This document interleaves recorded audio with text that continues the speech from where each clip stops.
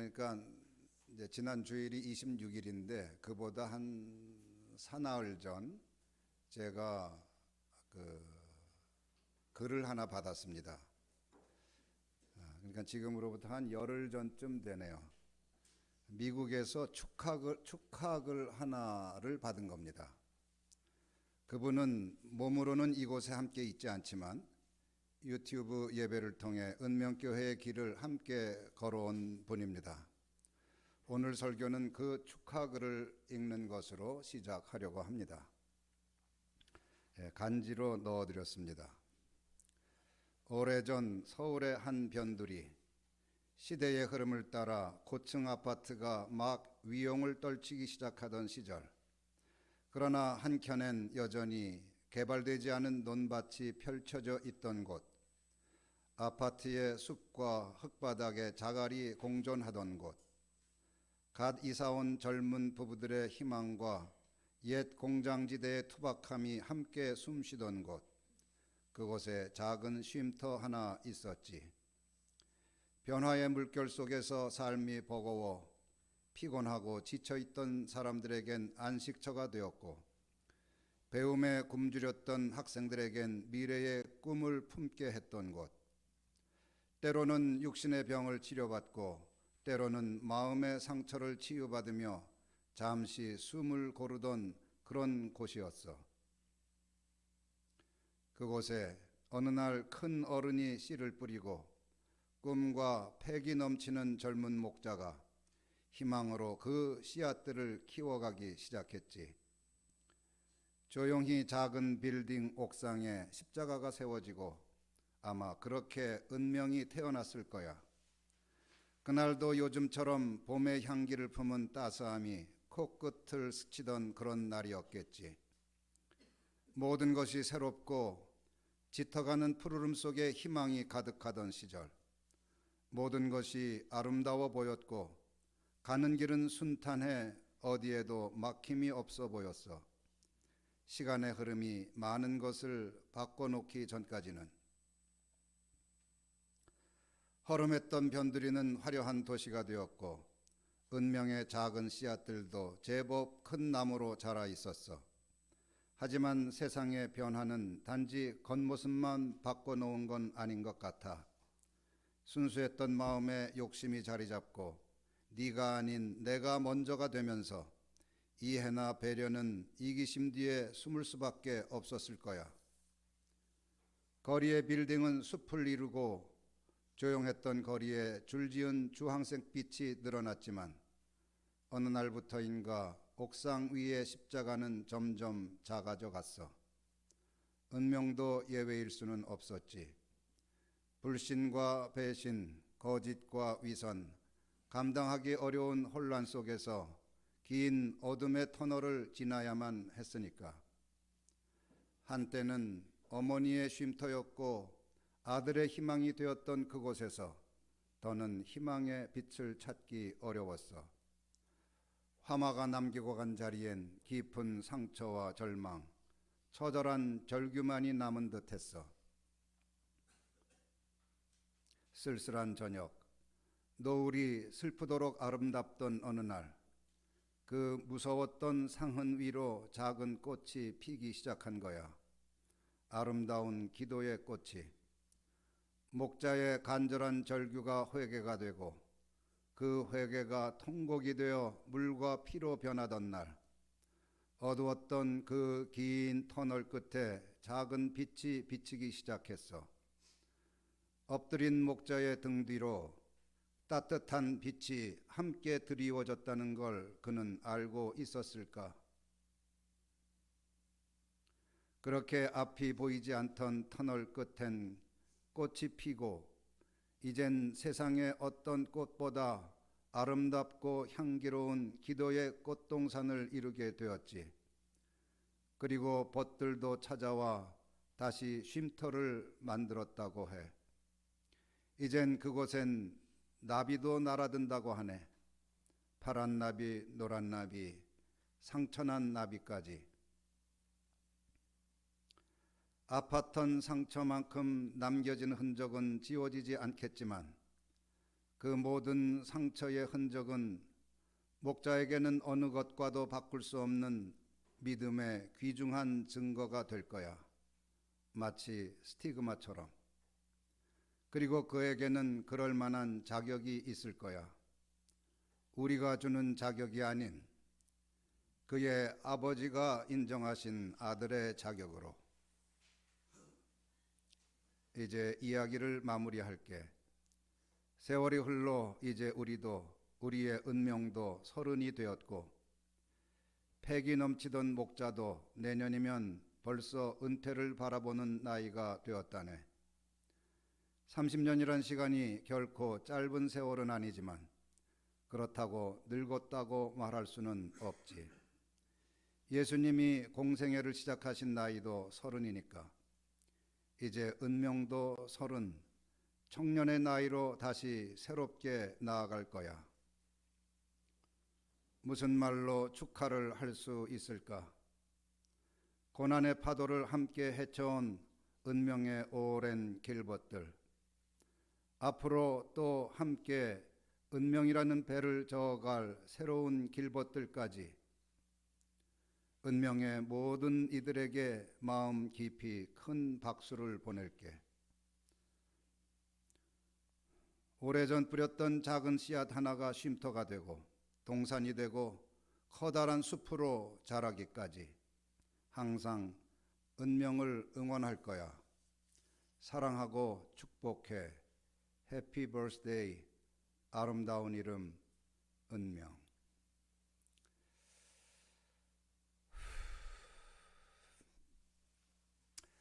이 글을 읽으면서 제 마음에 하나의 표현이 떠올랐습니다. 경계 너머.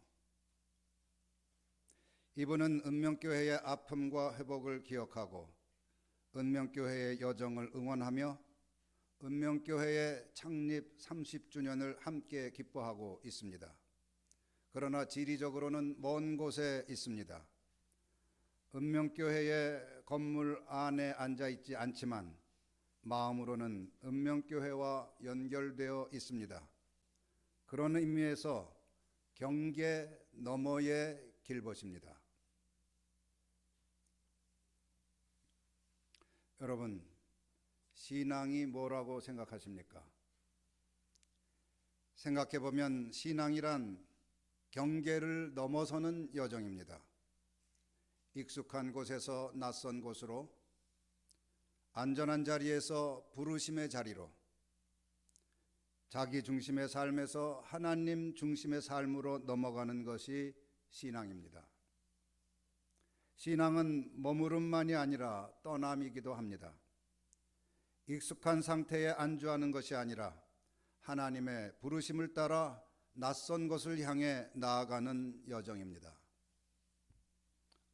아브라함의 여정이 그랬지요. 아브라함을 부르실 때 하나님은 이렇게 말씀하셨습니다. 너는 내가 살고 있는 땅과 내가 난 곳과 너의 아버지의 집을 떠나서 내가 보여주는 땅으로 가거라. 아브라함은 익숙한 땅의 경계를 넘었고 혈연의 경계를 넘었으며 아버지 집의 안전한 울타리를 넘었습니다. 그리고 하나님이 가라고 하시는 미지의 땅을 향해 길을 떠났습니다. 신앙이 성숙하는 과정에는 언제나 경계를 넘어야 하는 순간이 있습니다. 나비가 알에서 애벌레로, 애벌레에서 번데기로, 번데기에서 성충으로 자라듯이 하나님은 우리를 영적으로 성장시키기 위해 익숙한 자리에서 불러내십니다. 내가 알고 있는 세계, 내가 붙들고 있는 삶의 방식, 내가 안전하다고 여기는 울타리 너머로 이끄십니다. 그래서 믿음의 사람은 수시로 낯선 길 위에 서야 합니다. 경계 안에 안주하는 신앙은 고인물이 썩는 것처럼 생기를 잃고 역동성을 잃습니다.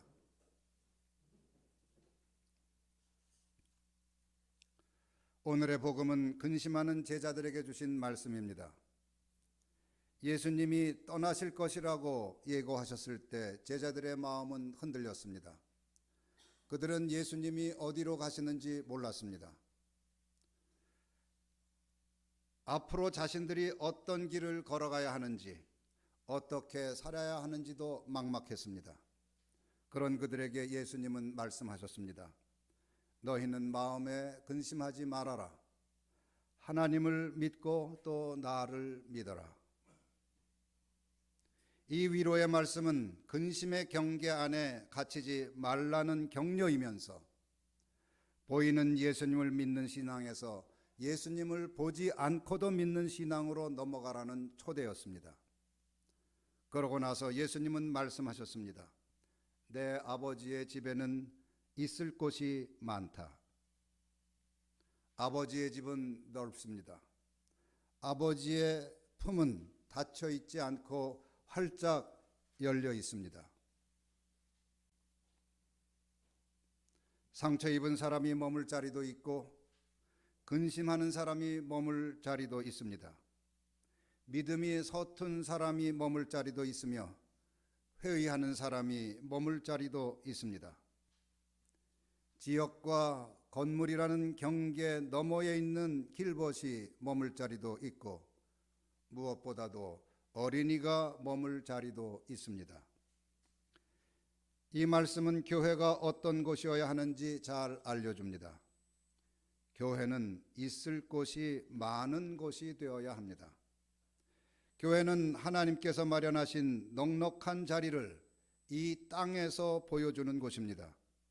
그러므로 교회는 늘 물어야 합니다.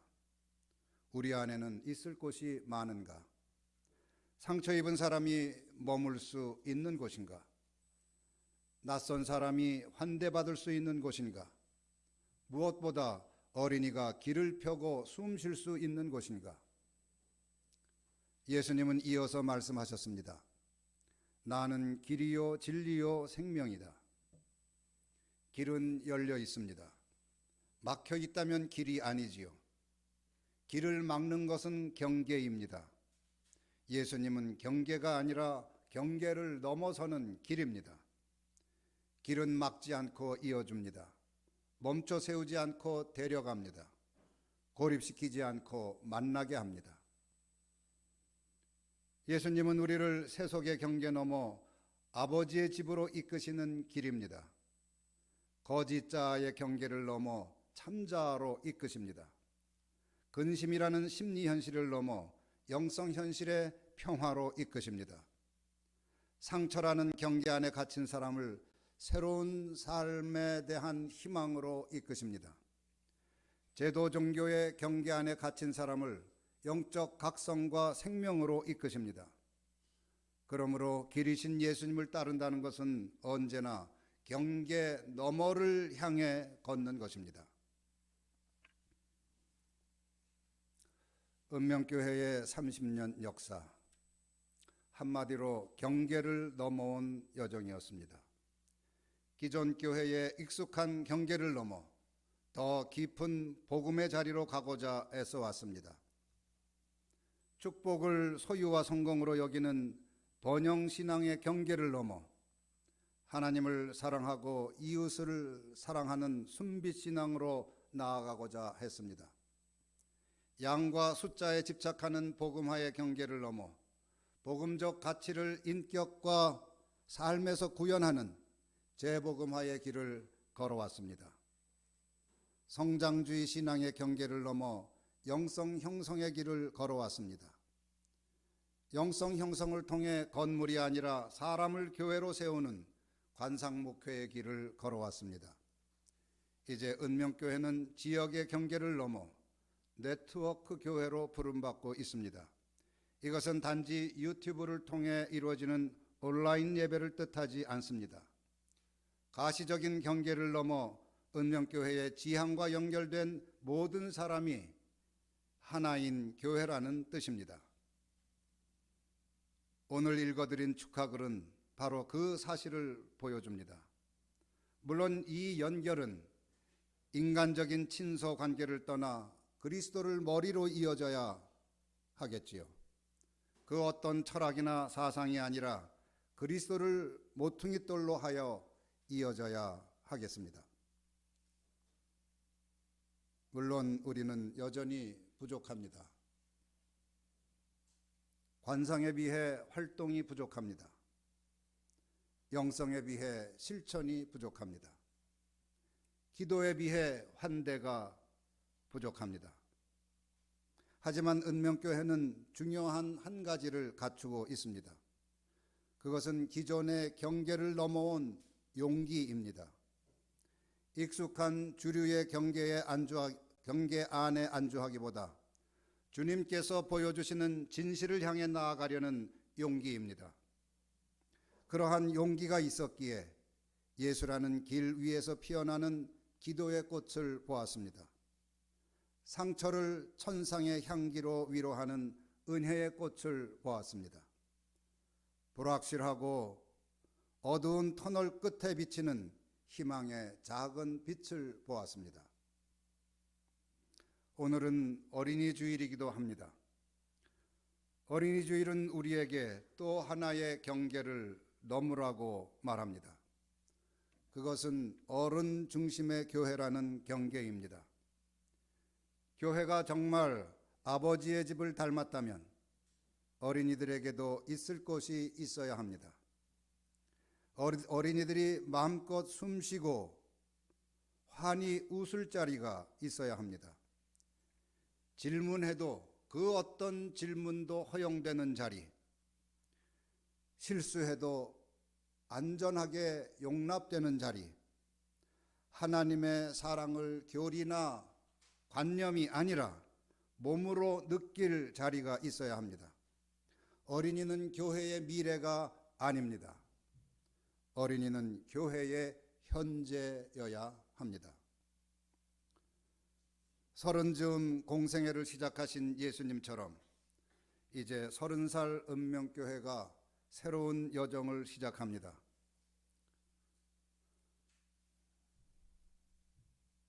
율법의 경계, 지역의 경계, 성차별의 경계, 나이의 경계를 끊임없이 넘어가신 예수님처럼 우리도 다시 경계 너머로 나아가면 좋겠습니다. 길이요 진리요 생명이신 예수님을 따라 걸으며 더 넓은 집, 더 따뜻한 품, 더 풍요로운 숲이 되면 좋겠습니다. 오래된 길벗도 새로 온 길벗도 가까운 곳에 있는 길벗이나 세계 각처에 흩어져 있는 길벗도 어른도 어린이도 한 마음으로 노래하고 춤추는 교회가 되면 좋겠습니다. 교회는 경계 안에 갇혀서는 안 됩니다. 경계 너머로 부르시는 성삼위 하나님의 부르심에 용감하게 응답해야 합니다. 할렐루야. 기도합시다.